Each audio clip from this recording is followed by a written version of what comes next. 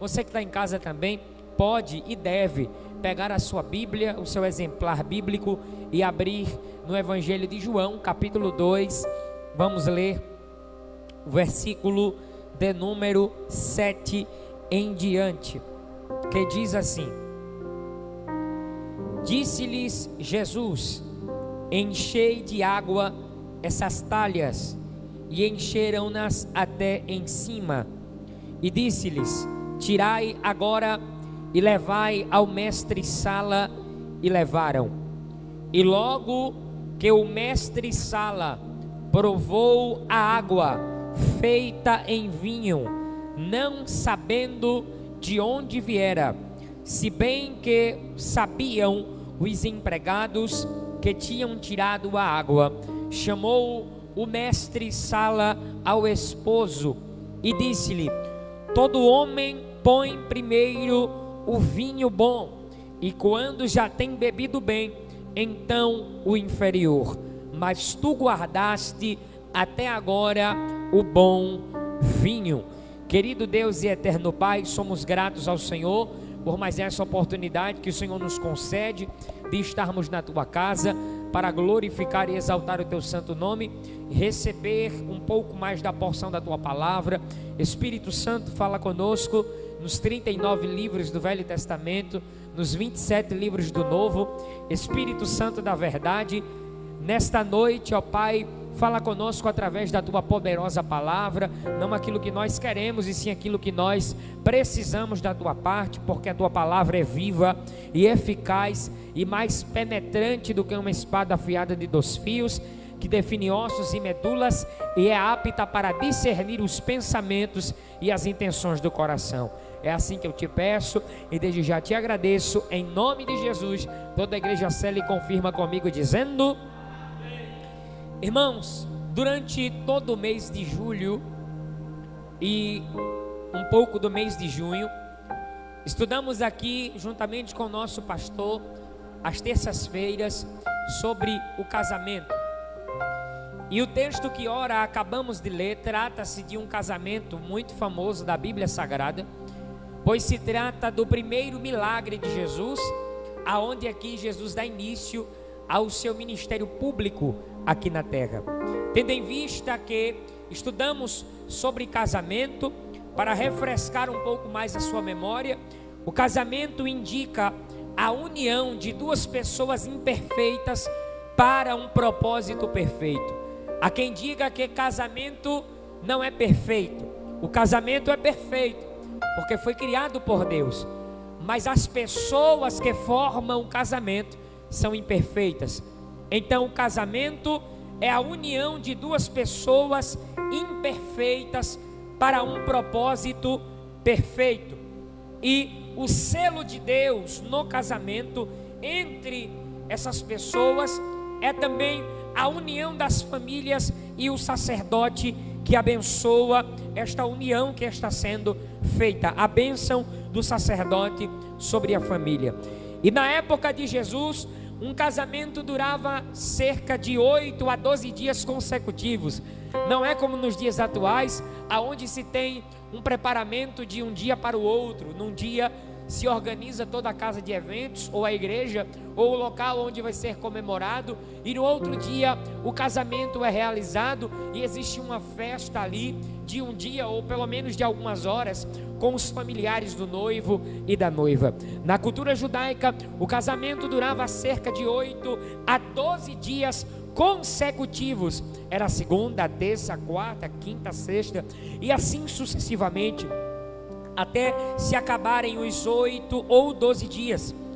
O que eu acho interessante é que há quem diga que no capítulo 2, o texto revela no versículo 1 o dia em que o casamento começou. Porém, todavia, entretanto, o texto não nos revela o dia exato que o casamento ele começou, mas revela o dia em que, melhor dizendo, o capítulo 2, ele não revela o dia em que o vinho faltou, mas revela o dia em que o casamento ele começou. Olha aqui o que o texto vai dizer, capítulo 2, versículo 1, na linguagem mais atualizada: na tradução Viva, vai dizer assim: 2 dias depois, a mãe de Jesus foi convidada a um casamento.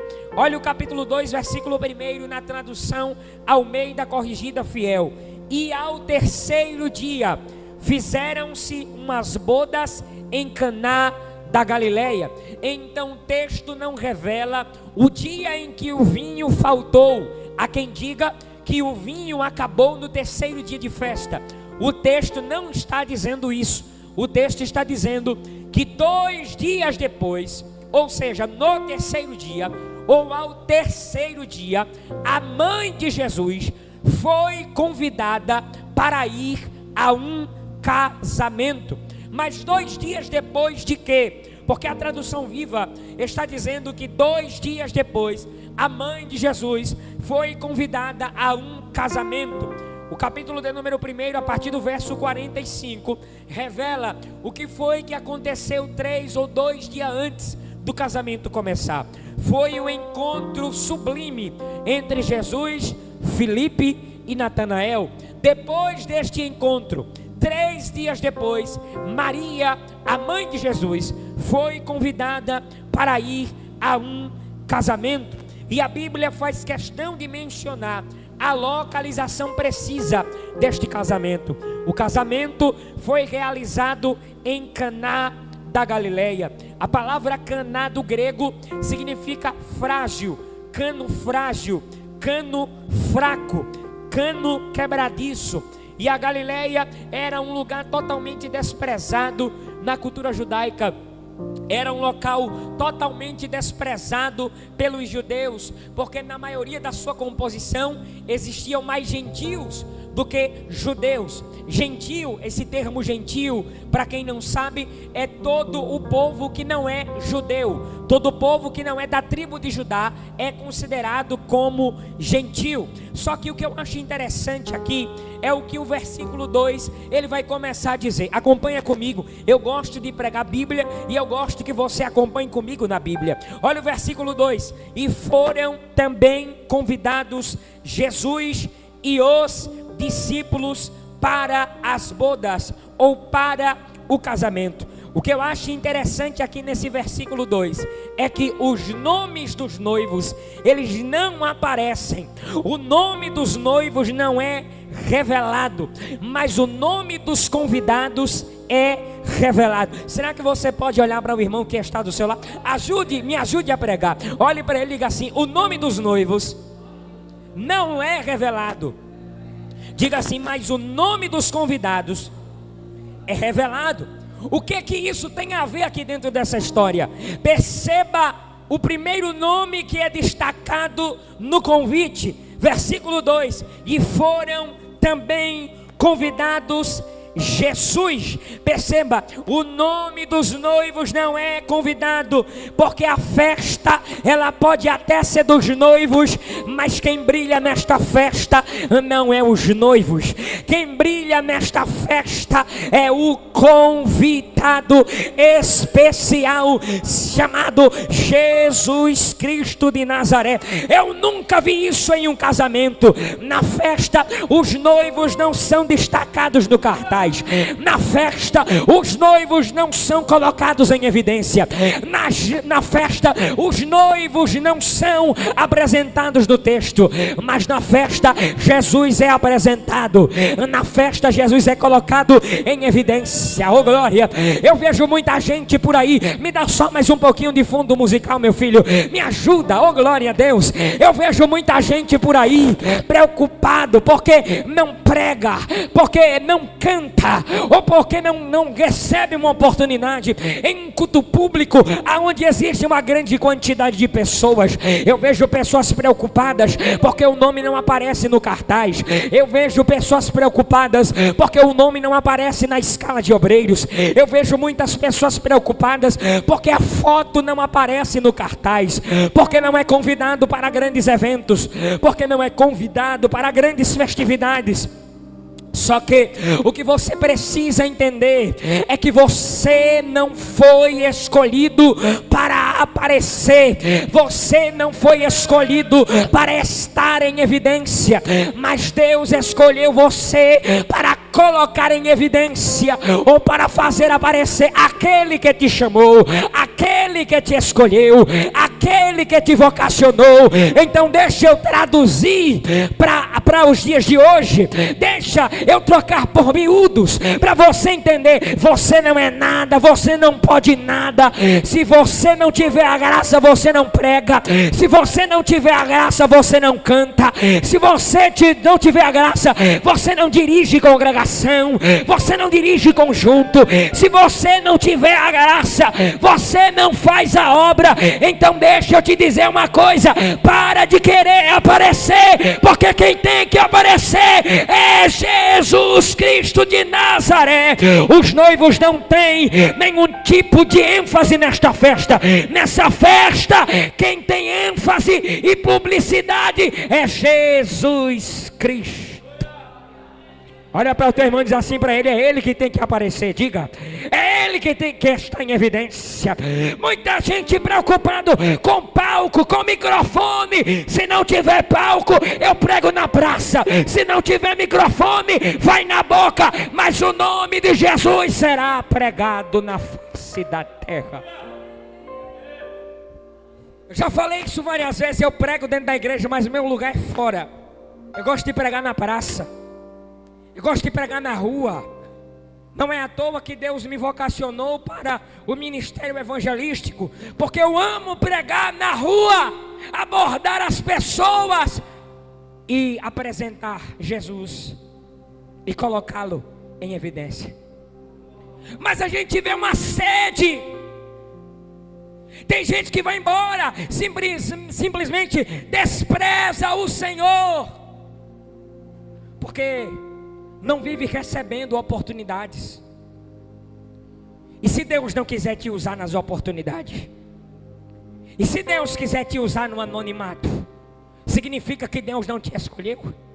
Significa que Deus não te chamou? Olha a quantidade de departamentos que existem dentro da igreja, e você ainda diz que não tem trabalho para você fazer.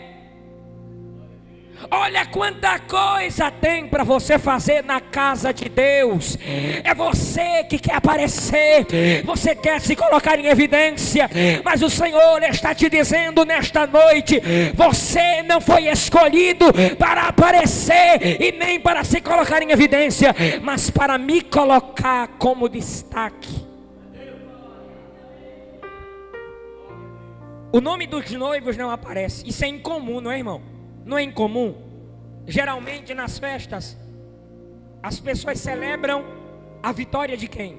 Dos noivos. Sim ou não? Então o nome mais falado na festa deveria ser o nome dos, mas quem aparece é o nome de Jesus. Olha para o teu irmão e diz assim para ele: quando você, olhe para ele, diga: quando você. Não, desse jeito só a missionária Josilma e a diaconisa Naninha vai receber o que eu vou liberar aqui. Olha para o teu irmão e diz assim para ele: quando você celebrar a festa, o culto de ação de graça, diga: quando você for contar a sua vitória, diga assim para ele ou para ela: não é o seu nome que vai ser colocado em evidência, não é o nome do item que você recebeu, não é o milagre que vai ser colocado em evidência, mas aquele que te deu, aquele que operou, aquele que abriu, aquele que destravou. Oh, glória a Deus! É o nome de Jesus. Mas o texto também diz que os discípulos estavam com ele. Não era ainda os 12 na sua composição, mas apenas 4 discípulos, porque Jesus ainda não tinha conhecido os demais. Então acredita-se que na ocasião da festa só estava com ele André, Pedro, Filipe e Natanael. Acompanha comigo o versículo 13, eu já estou encerrando. Olha aqui, ó. E faltando o vinho, diga assim comigo: faltando o vinho. De novo para ficar bonito, diga: faltando o vinho. Você que está em casa, preste atenção nisso aqui. O texto nos apresenta uma crise. Diga assim comigo: uma crise na cozinha.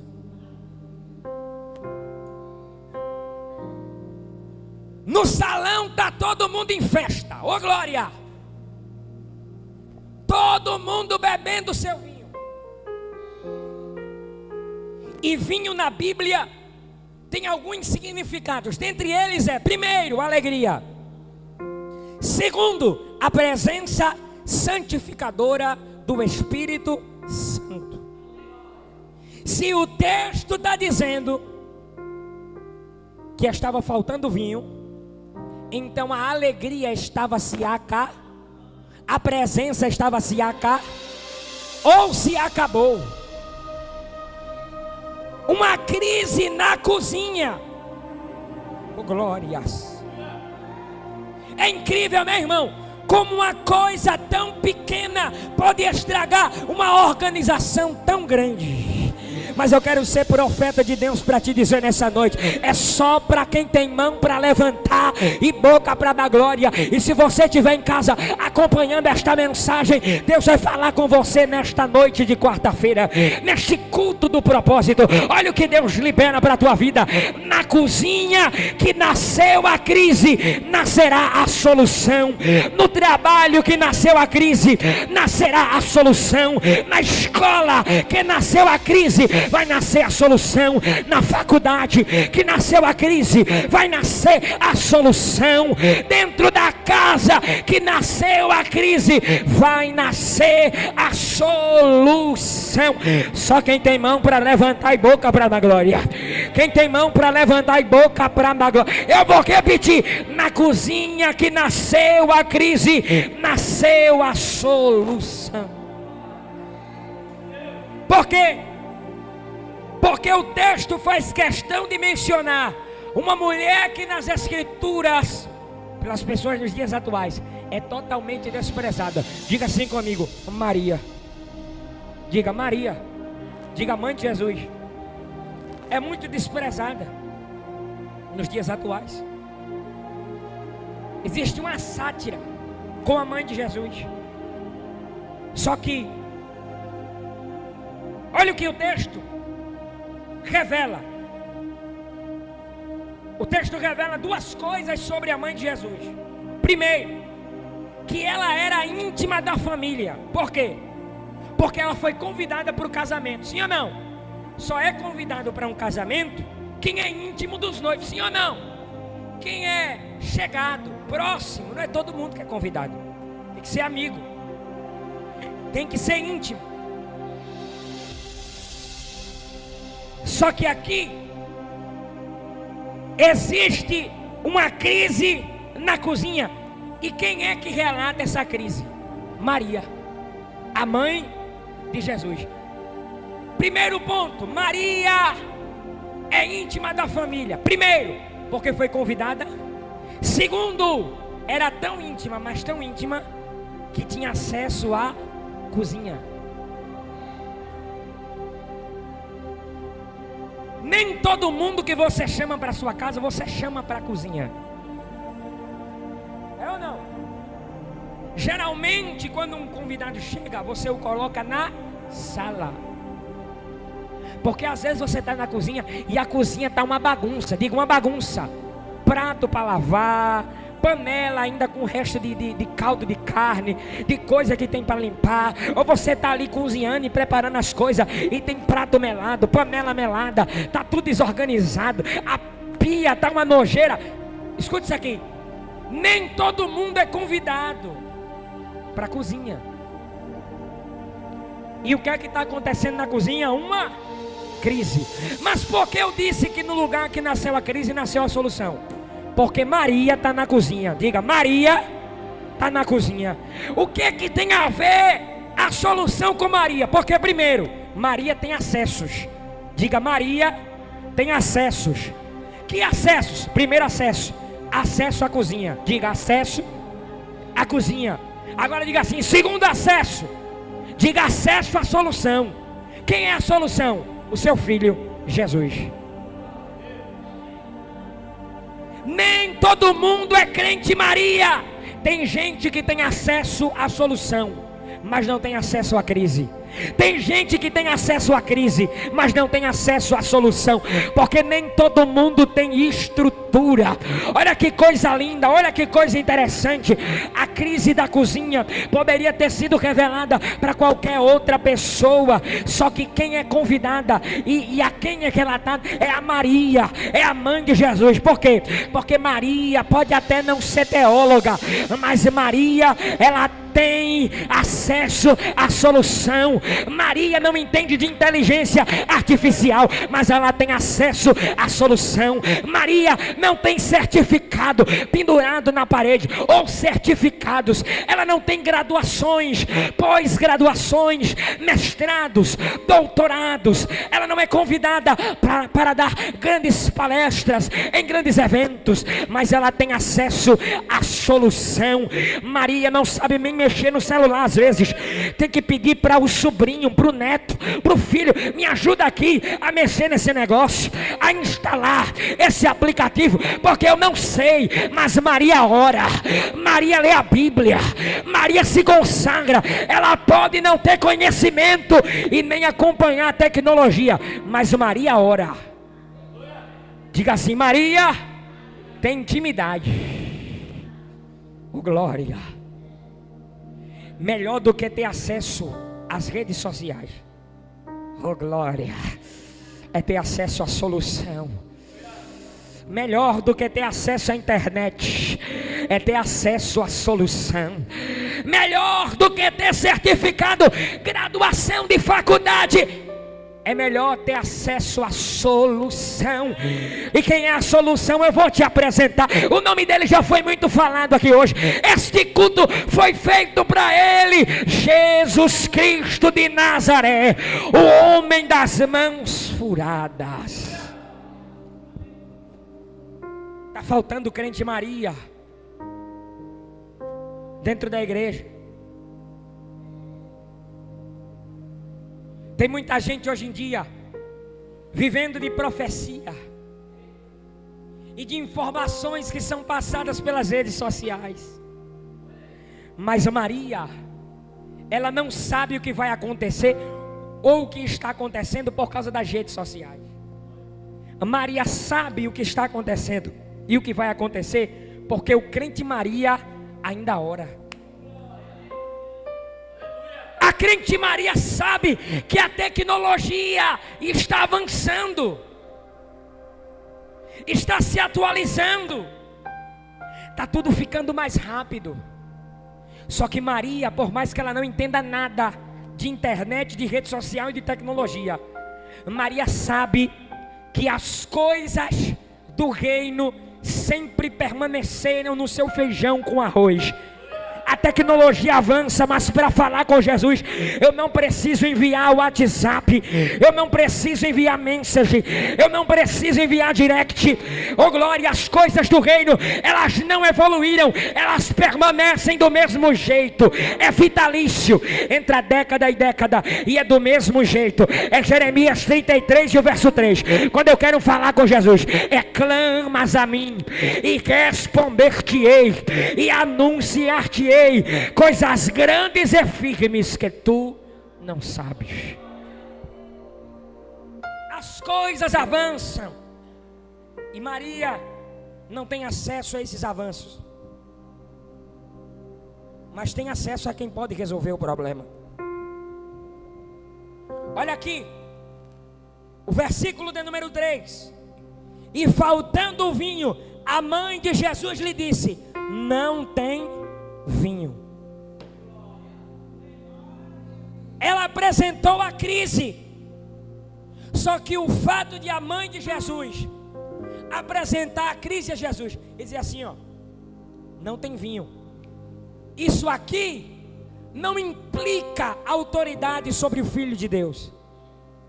O fato de Maria relatar ao seu filho, relatar a Jesus a crise da cozinha, não implica que Maria tem poder sobre Jesus,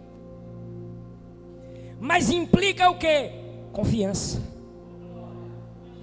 Tem gente que te critica pelo jeito que você adora. Tem gente que adora um pouco mais calmo. Tem gente que adora um pouco mais silencioso, Jesus recebe. Mas tem gente que é mais explosivo, que adora com mais intensidade, que na hora de dar glória não se conforma em dizer assim, ó, glória a Deus. O glória é alto, é glória a Deus. Tem gente que se conforma orando baixinho, Jesus visita, Pai, Senhor, vai trabalhando. Mas tem gente que orar baixinho não é o suficiente. Tem gente que ora clamando e dizendo, Senhor Jeová, julga a minha causa.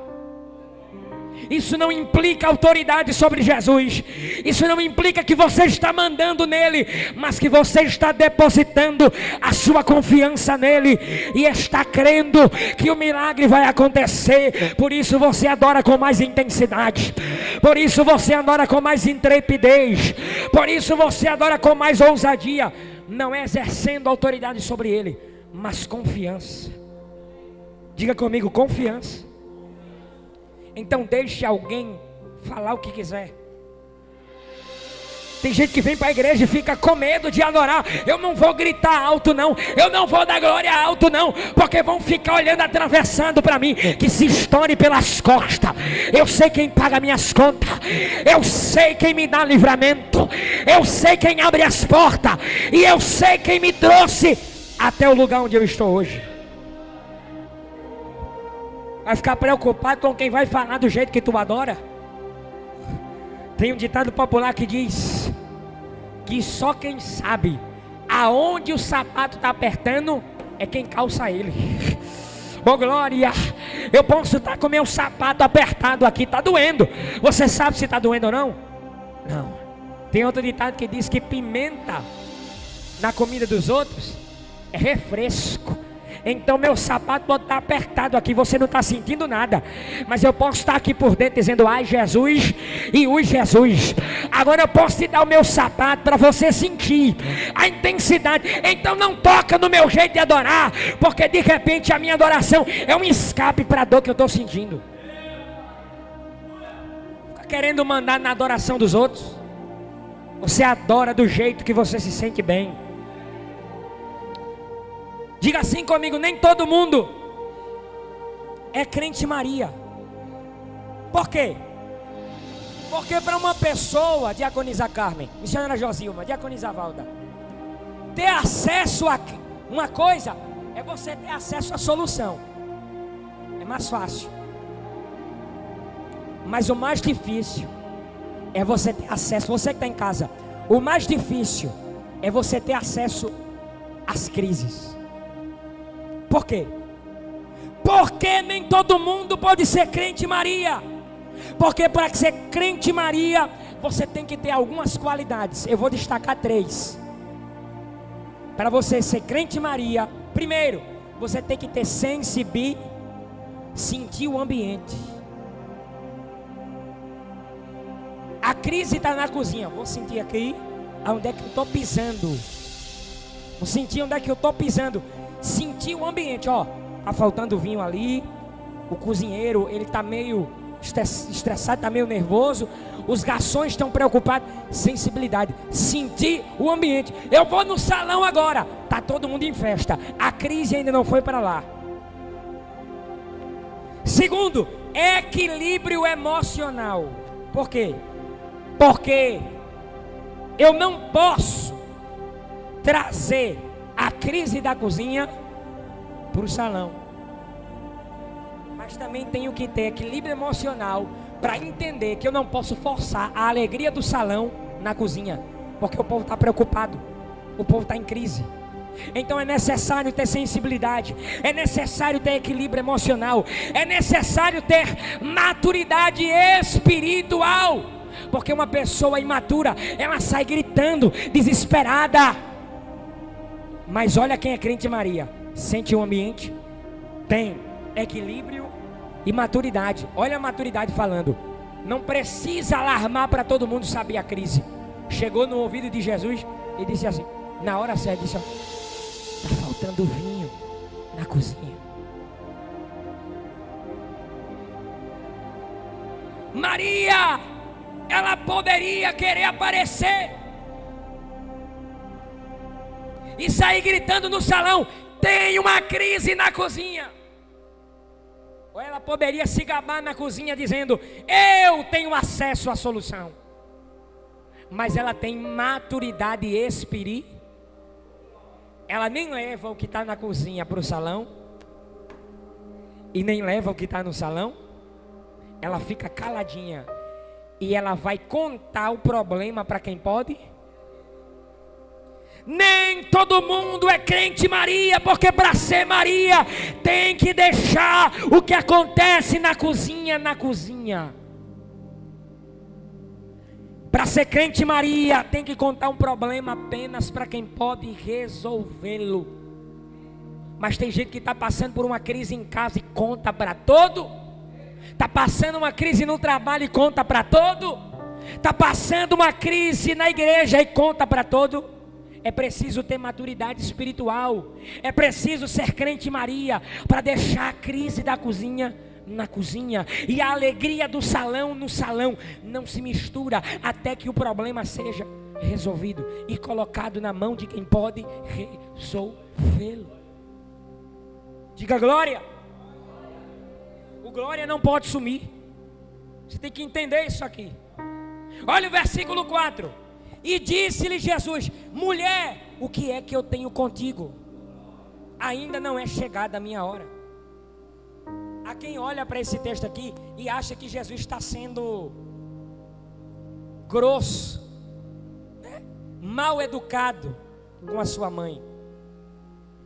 Mas olha a expressão que ele usa. E disse-lhe Jesus: mulher. E na cultura judaica, no bar mitzvah, que é o ensinamento da criança, de pequena até os 3 anos de idade. Bar significa filho, mitzvah significa mandamento, filho do mandamento. Um jovem, uma criança, um homem, um menino de 13 anos, aos 13 anos, ele encerrava seu aprendizado cultural, as leis, e ele era considerado agora e consagrado a filho do mandamento. Ele já conhecia todas as leis. E dentre os ensinamentos que não eram escritos, mas orais, um dos ensinamentos, meu presbítero Cleito, era que a maior honra para uma pessoa do sexo feminino era ser chamado pela expressão mulher. Então Jesus olha para a mãe e diz assim: mulher, o que é que eu tenho contigo? Transliterando o texto auxiliar Uriel para o original, o que Jesus realmente queria dizer para a sua mãe era: calma, mamãezinha, eu sei a hora de trabalhar. Será que você pode olhar para o seu irmão e dizer assim para ele: está preocupado por quê? Está perturbado por quê? Está desesperado por quê? Ele sabe a hora certa de trabalhar. Que hora? Hora de se revelar publicamente, hora de cumprir o seu propósito principal. Não é porque ele era Jesus que ele saiu alarmando dizendo: eu sou Jesus, eu sou Jesus, eu vou operar milagre, eu sou a solução e estou presente no ambiente. Não. Jesus ainda estava no anoni, da fase de criança até os 30 anos de idade. Nunca se tinha ouvido falar desse Jesus. Mas aos 30 anos de idade, uma ocasião acontece.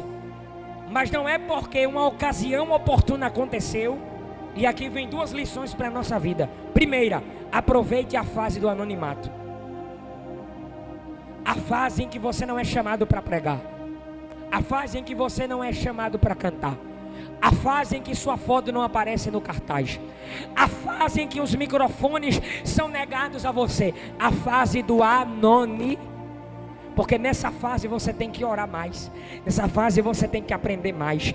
Nessa fase você tem que sentar mais para aprender. Dobrar um joelho mais para buscar.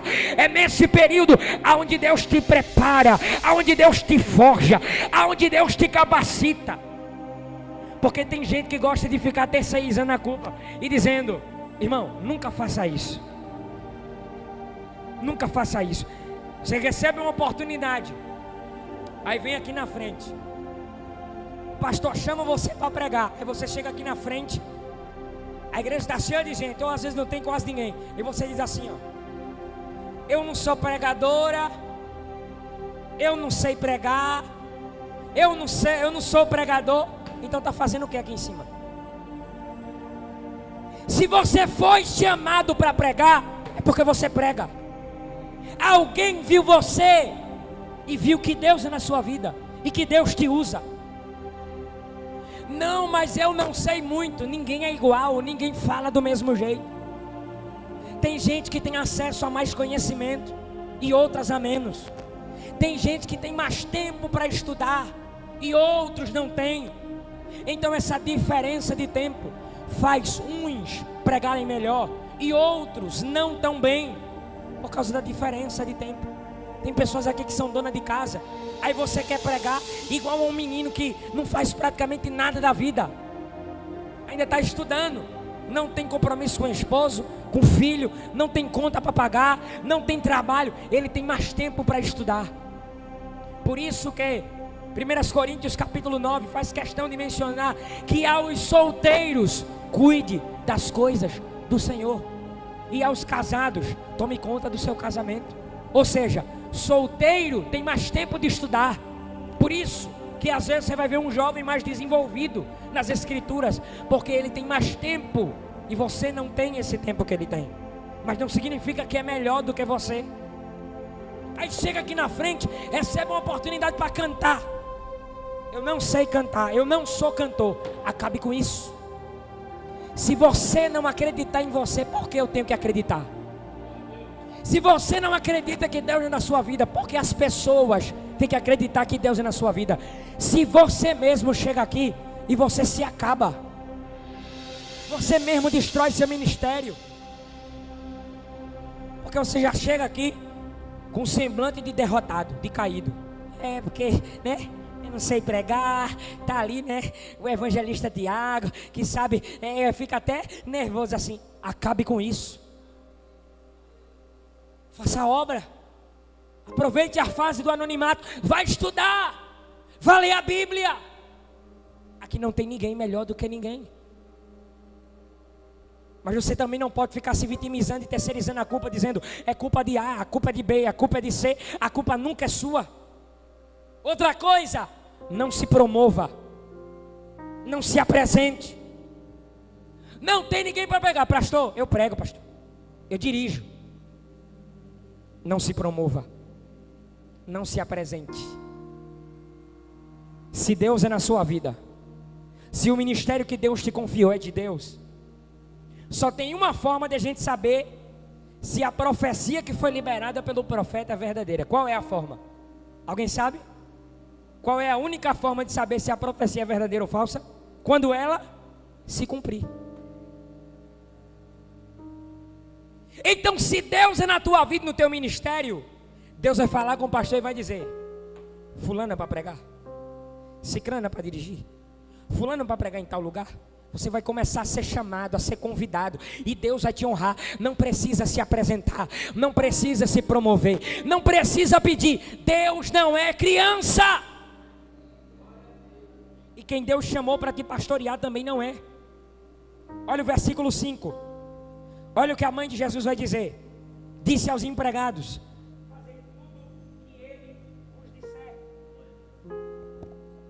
faça tudo o que ele vos disser. Em outras palavras, a mãe de Jesus estava dizendo: entrega a crise na mão de Jesus. Tem muita gente que está morrendo. Ai meu Deus do céu, está tudo dando errado. Se preocupar até agora não resolveu. Se perturbar até agora não resolveu. Se desesperar até agora não resolveu. Às vezes é preciso ter calma. É por isso que Jesus olha para a mãe e diz assim: calma, mãe, eu sei a hora de trabalhar. Que às vezes o pico de ansiedade está grande. Aí Deus está dizendo: coloca a crise na minha mão, entrega na minha mão. O texto nos apresenta 3 figuras. Primeiro, quem tem acesso? Maria. Segundo, Jesus. Terceiro, os servos. Mas perceba que a glória não é de quem tem acesso, a glória não é de quem serve, mas a glória é de quem provoca o milagre. A glória não é de quem tem acesso. Ah, porque eu tenho acesso a Jesus. Eu tenho crédito no céu. Quem aqui não tem?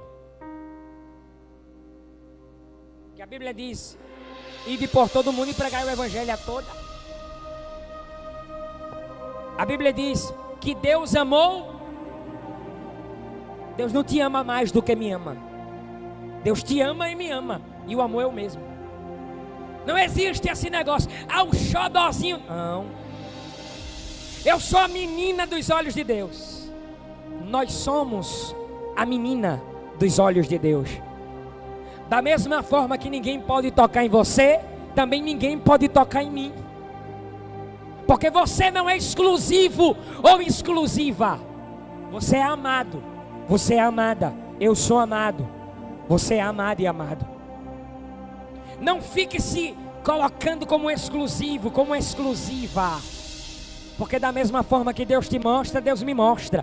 Da mesma forma que Deus te usa, Deus me usa. Aí fica criando esses negócios. E Deus está dizendo assim para você: meu filho, eu te amo do jeito que eu amo o evangelista, do jeito que eu amo o pastor, do jeito que eu uso eles, eu uso você. O que há diferença na intimidade. Na intimidade tem diferença. Mas no amor, o amor é o mesmo. Deus me ama e ama você. Ele morreu por você e morreu por mim. Aonde é que você é melhor do que eu? E aonde é que eu sou melhor do que você? A glória não é de quem tem acesso. A glória não é de quem serve. Mas a glória é de quem opera o milagre. Mas sabe o que é que eu acho interessante? Fecho minha Bíblia. É que o servo é tão desprezado, né? O servo é tão desprezado. Mas o servo, assim como Maria, são os únicos na festa que são desprezados pelos convidados, mas eles têm acesso tanto à crise como à solução. A crise é lugar de servos. Ou melhor, a cozinha é lugar para servos. Tem acesso à crise. Enquanto muitos desprezam você, mal sabe que você tem acesso à cozinha. Você é íntimo da família. Alguém querendo ou não, você pode entrar na cozinha e pode sair.